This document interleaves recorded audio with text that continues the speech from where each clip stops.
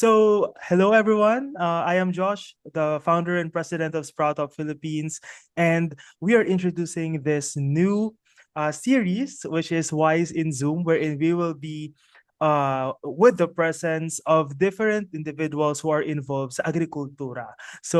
Nakakatuwa to also showcase kung ano nga ba yung meron sa agriculture in a talk show format, kumbaga. And for this episode, we are lucky to have uh, our Vice President for External Affairs and is a very passionate researcher from DOST and nag-work din siya sa UPLB. Let us all welcome Juan Rodrigo Vera Cruz or mas kilala sa pangalang Kuya Dong. Hi everyone! So I'm again Juan Rodrigo A. Vera Cruz, Dong na lamang po or Kuya Dong. So I'm currently affiliated now at DOST-PNRI or the Philippine Nuclear Research Institute. And I previously worked at the Philippine Rice Research Institute where I am also a CIP fellow under the DOST STHRDP NSC program as a scholar during my master's and then apply as CIP fellow at DOST SEI. Previously in my work, I'm working on traditional rice varieties, so more of on the morphological characterization, as well as I also work on the wild rice in the Philippines. So we also characterize them at the molecular level. So we characterize the chloroplast genome of some wild rice species. And lastly, we also try to cross the modern variety with the traditional varieties with a specific rate that we want. Wow. So, napaka complex naman ng complex. Complex naman ng ano. Pero kwentuhan mo naman kami, sino ka ba? Sino ka ba? Sino ka ba? Like, Okay. sino ka before you enter agriculture? Like, meron ba mga nag-inspire sa'yo before kung ba't naging interested ka sa molecular and also yung characterization sa breeding? That may be starting from high school. So all I know about when I'm taking my college entrance exams or choosing my course or universities that I want to be in science. But in particular, I really want to be part of the medical force. So I'm Ooh. into I really want to take something related to health sciences. So I took up like pharmacy, medtech, nursing, biology. Ooh, grabe, ibang-iba. But on the side, I also have courses too that I've applied in UP, the agriculture and the agricultural economics. But unfortunately, so sad today, I didn't make it that easy to enter UP. So I filled the UPCAT and then I took the recon or the application for waitlist. So then after that, since I love to be in health sciences, but I love more to be in UP, so I choose to go into UP and then choose agriculture. And why Yeah. not agriculture? So parang wala namang talo kung agriculture din yung pipiliin ko, sciences din yun. So from pharmacy being my most preferred course that time. So I went to something related to not pharmacy, but related to farm. Also related to agriculture. So why take it? So it's a totally different world. Actually, I'm a second generation scholar ng bayan in our family. So my father, my tito also graduated in UP and their backgrounds were related to agriculture. So, for example, in plant pathology, in animal science, agriculture economics. And I see them really soar from what they are doing or excelled a lot. I think they have established something in their field. So, they're really creating impact. So, Yeah. and they're really, kumbaga sa artista, they're famous. So sometimes, way back in college, like, oh, meron ka ano-ano mo si ganito, ganyan, parang gano'n. Yan. So, yun, but I was inspired by them so to take up. So siguro kung kaya nila, kaya ko din. Why not, di ba? So being in agriculture is very rewarding. So Mm-mm. I have this in mind as I grow up, as I take more years in UP, I feel like it is very rewarding to uplift someone's lives, especially the farmers. So, doing your work, but at the same time, helping them grow also. I think that's what inspired me or Mm. motivated me to pursue in agriculture. Though, and I just, I'm not as good as them yet. So I'm still figuring it out kung para sa research ba tayo, para sa agriculture. But for now, I'm still doing everything I can. So despite frustrations, failures, of course. Sabi nga nila, ang tigas daw ng ulo ko. But when I tell someone, especially in a job interview, I thought, oh, maybe hindi naman talaga matigas yung ulo mo. Sabi nila. So sometimes they tell me ang tigas ko ng ulo ko daw pag nagagawa ko ng experiment kasi minsan Ah, parang pinupush ko talaga. Ito yung gagawin ko, ganyan ganyan. So someone told me in an interview na baka hindi naman talaga matigas yung ulo mo. Maybe you're just persistent enough to do yeah. what you want. So Mm-mm. ayun, so maybe norm din to talaga yun ng mga pag mga taga-UP din, matitigas yung ulo. But it really helps you when you have a goal or something that you really want to do. It will keep you going. Yung siguro yun, the positive side, yung ng pagiging matigas ng siguro yun. Actually, your story is really inspiring with the fact na you failed UPCAT and you are really persistent dun pa lang.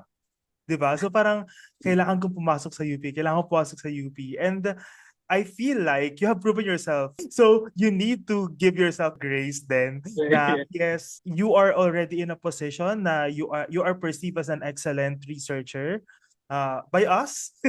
Of course, by us and also your colleagues, 'di ba? So parang it is also good that you give yourself some grace with that. And nakaka-inspire talaga to see someone who is really persistent na kapag alam mo talaga na I feel like para sa akin to or what, that is good. Na touch mo na rin yung who inspired you, ganyan. So, why do you think agriculture is important? Lalo na ngayon. So, how will you inspire, for example, our listeners or the youth to be open to take agriculture as their course?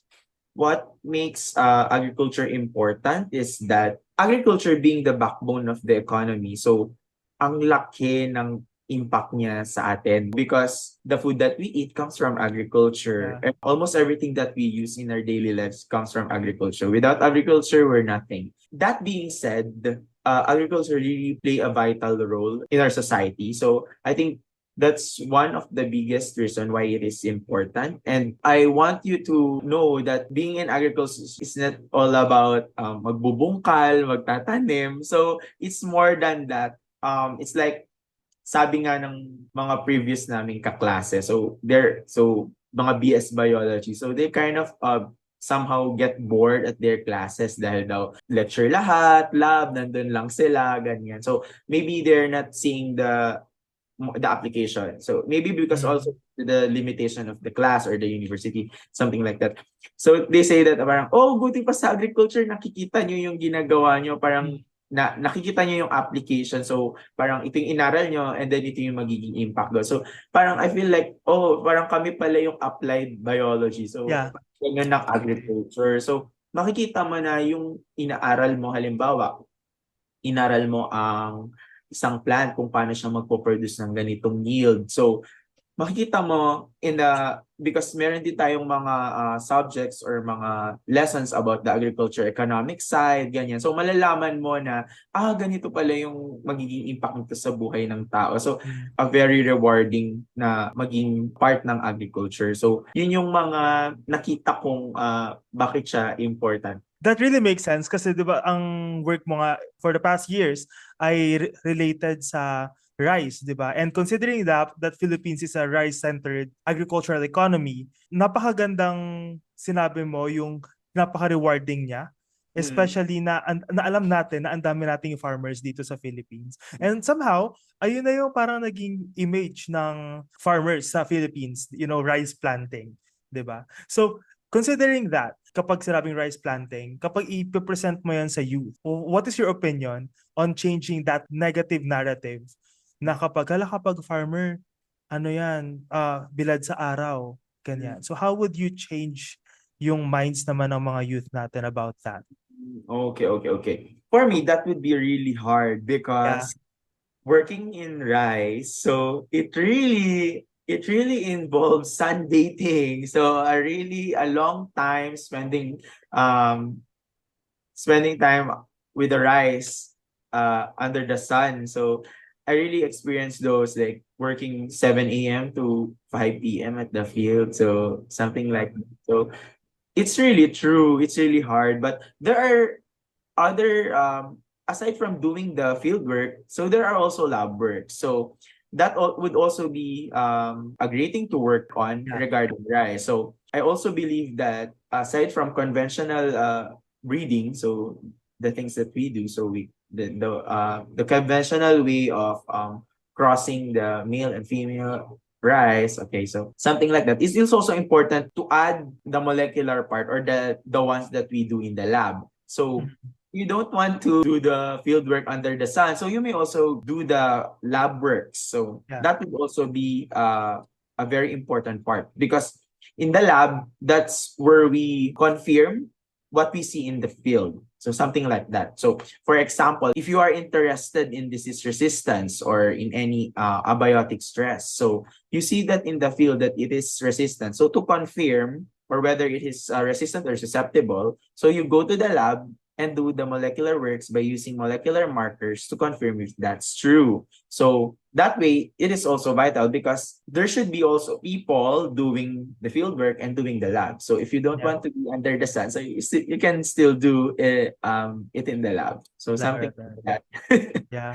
It feels like the way that you talk about these things, parang naging ano na lang siya, second nature, kumbaga. So, di ba? Yes, So, uh, we have talked about the technicalities of agriculture, etc., and the people who inspired you, etc.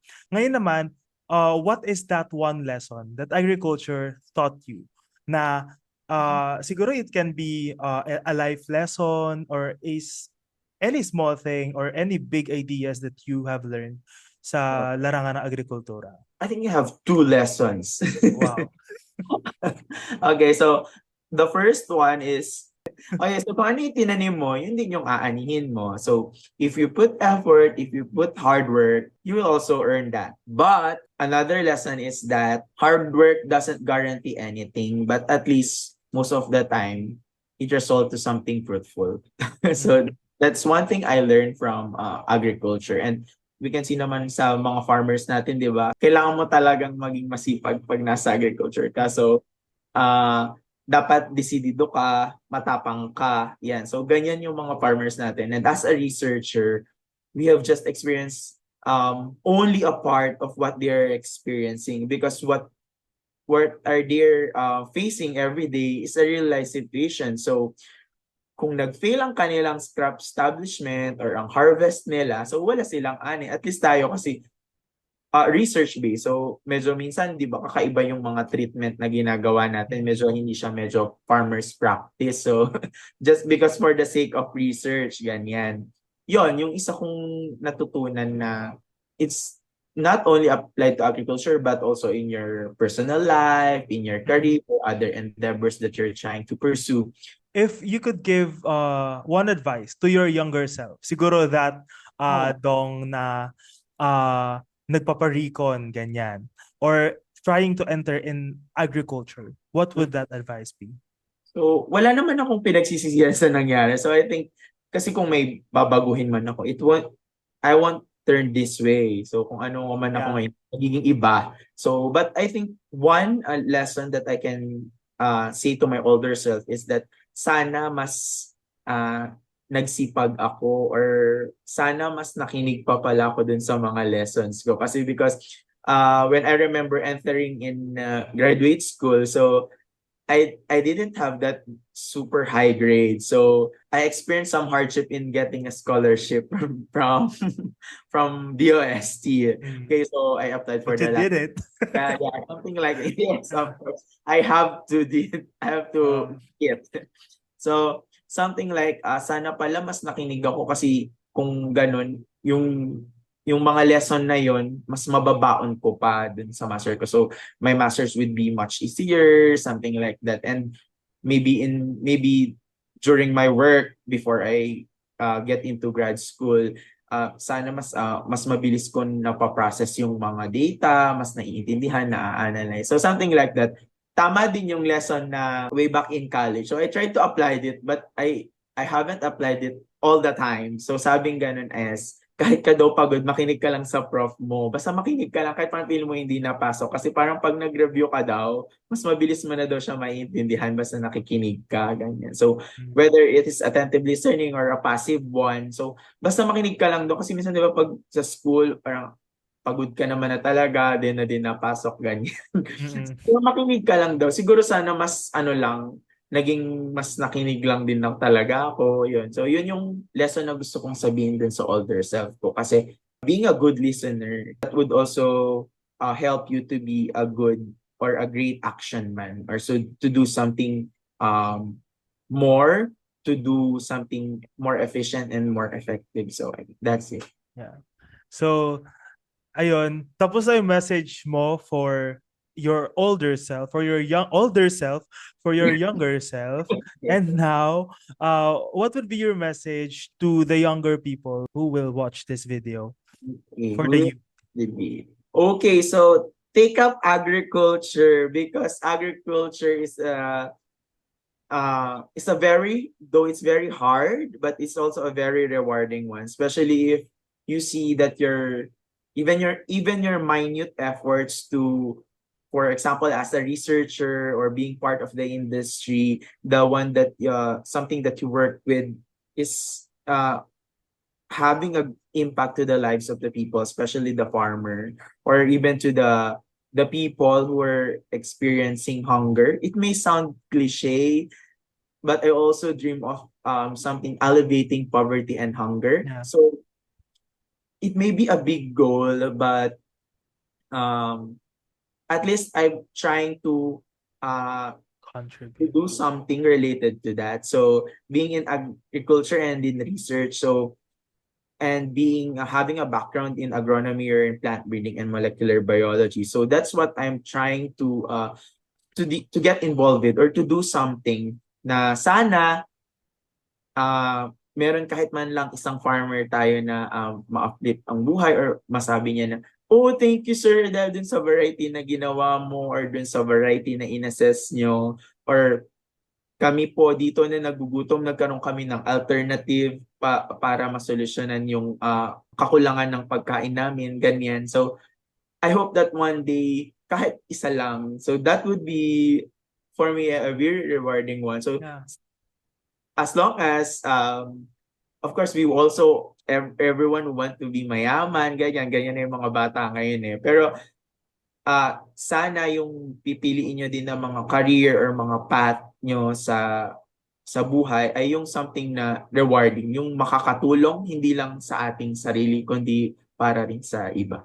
So yan lang. Awi, I think that really encapsulates the tagline of Sprout Up as well, which is para sa bayan, aghamat agrikultura. And nakakatuwa to have you as our first guest this year.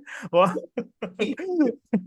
And that is a really inspiring story. And I hope that our viewers dito sa channel na to, sa podcast na to, learned anything. Napakaraming sinabi ni Kuya Dong about his journey, the technicalities in agriculture and how agriculture is really important lalo na sa panahon ngayon. And we just hope together na there will be more youth na may involves agriculture. Ayan. So, thank you for your time, Kuya Dong. And yeah naman. So, yes, stay tuned kasi we will be having this series every week. So, tignan natin kung paano kayo may inspire ng mga different stories nila. It is always refreshing na makarinig ng stories on agriculture and different individuals. So, and that is the mission actually of Voice in Zoom, to make the stories of those in agriculture closer sa mga tao who are thinking na mag-pursue na agriculture career. Ayun. So that's it for today. Again, this is Josh from Sprout of Philippines para sa bayan, agham at agrikultura. Thank you. Thank you.